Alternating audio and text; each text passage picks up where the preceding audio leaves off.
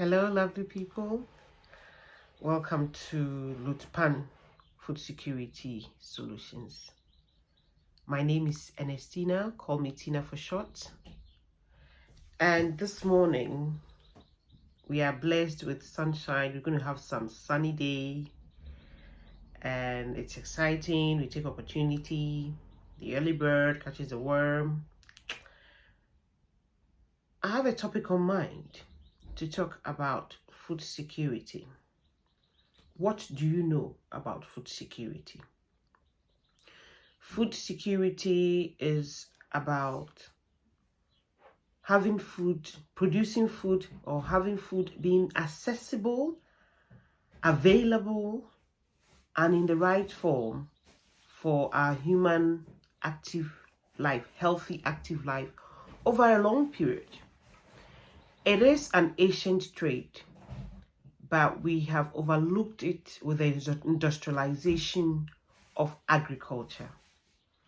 And now we talk about food poverty, food shortages, undernutrition, etc. What do you know about food security? I believe it starts from where you live. Nature has provided food for everybody. Food produced in this world is enough to feed us all. Somebody will ask, why is it that some people are poor, food poor, and others are not? There are reasons and consequences, but I'm here to look at solutions. We live in a world where nature provides what we need in plants, in animals, and the environment rejuvenates itself, replenish itself in a wonderful way. But we have realized that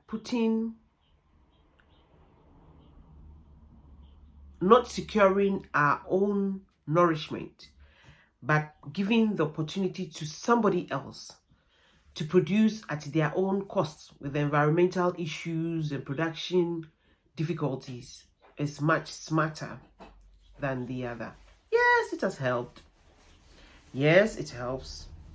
But sometimes when the pause button is hit on supply of food and we get shortages, I think there is a need for innovation. And innovation comes with security. And security is about protection. Protecting what? What do you have?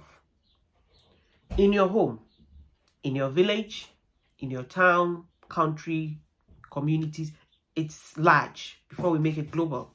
But let's start from the home. We are blessed to have a place to put our head. We are blessed to have a little plot, maybe a rear garden or a front garden or an allotment if you're in England and you're privileged to have that. We may put in some plants for aesthetic value or for other benefits. In all cases, we need to protect what we have. And to protect what you have, you need to know what you have. What do you have? What is it? Recently, I discovered about 2 years ago, a dog rose in front of my house in the garden, just by the door. We were locked up, waiting for spare key, and we spotted a ripe fruit. We checked it, I did, and it supplies more vitamin C than even orange, and it's been used over the centuries, even in First and Second World War, to supply vitamin C deficiencies in England. And it's sold online. About 500 grams is in less than 500 grams is sold for £12.99 pounds. And I was like, oh God, thank you. I have a dog rose that can give me rose hip when it's fertilized, and I can produce something out of it. So I did. I dried some for brewing tea. I put some fresh ones in wine vinegar to give it a vinegar taste, like rosehip vinegar, to make rosehip vinegar. Then I did syrup with the others. We used it last year during the winter season. We loved it and we want to have more. So the realization comes, what do we have? Do you protect it? So after realizing that this is a vitamin C source, we did prune it a bit. And this year, boom, it's blossomed. I've got more heads of flowers than ever before. And I'm expecting more rosehip right at my footstep, my doorstep. So going back to security. Security is about protection, it's about safety, it's about owning what you have and making sure that it's available in the right form at all times. Africa, we are blessed. We do pride ourselves saying that often, with all the natural resources that the world is envious of. But what do we do with it? Even my own country where I was born, Ghana. Natural resources, hey, we are blessed. But what do we do with it? Do we even know them? We are well educated with masters in this, masters in that, masters in engineering, masters in archaeology, masters in food security, masters in logistics. We have master classed so many things. What are we solving? Recently, there was flood. And it always happens. June, July, heavy rainfalls. What are we doing about these torrential rains that we know come seasonal? The area I did see in the media was from Kanishuni to Odoko. It looks like the Rhine River in Germany. But in this case, it was not having floating vessels and ferry. It was it was stuck vehicles to the roof and window levels. So pathetic. But I saw opportunity. Here is the case.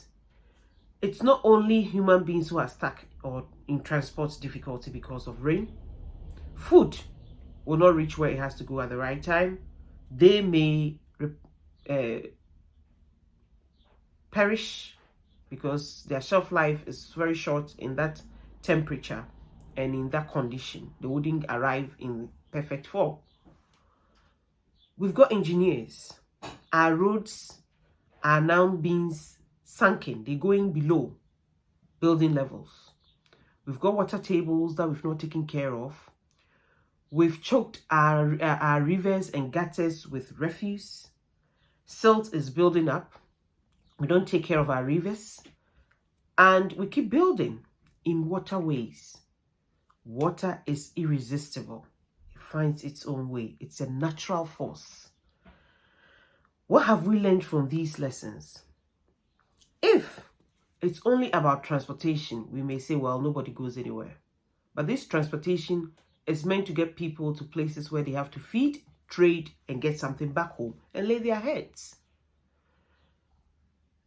Animals may be involved in those areas that were flooded. Plants may be involved. Even storage facilities may be involved.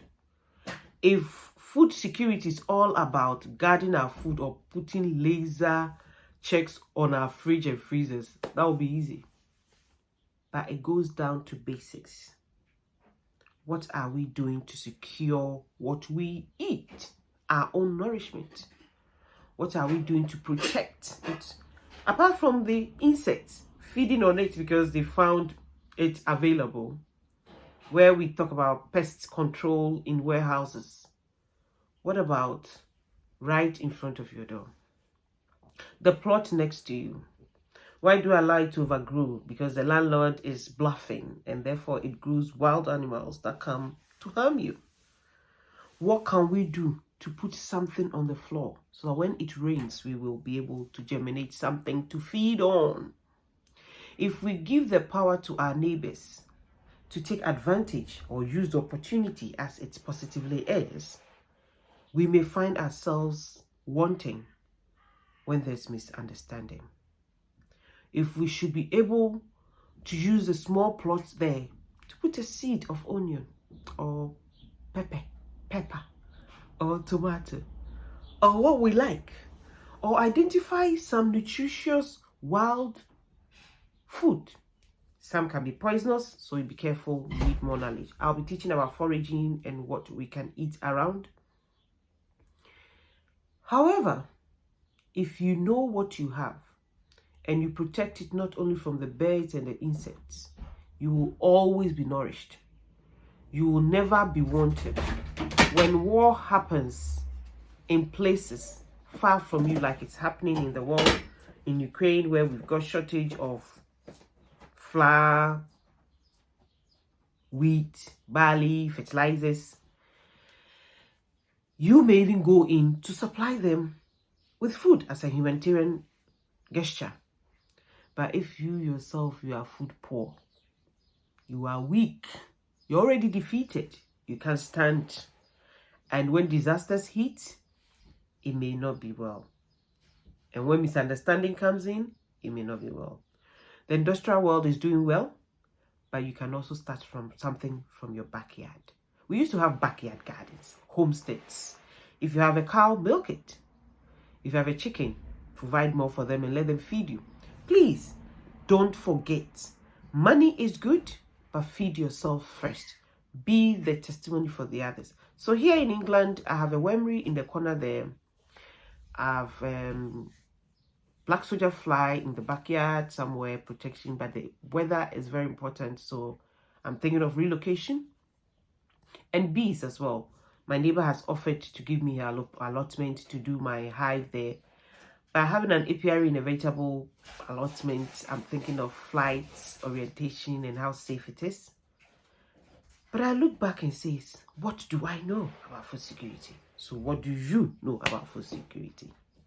Food security goes beyond just protecting pests and insects, warehousing. It talks about food miles, talks about eating locally, producing locally.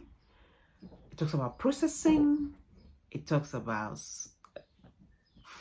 food product development. It talks about going way back to some of the activities our grandfathers and forefathers did. Cannery, bottling, making food available in different forms all year round or decades. So my dear listeners, thank you for passing by. Let's think of how to secure ourselves with food so that we will be protected and we can help others in need. Speak to you soon. Thank you. Bye.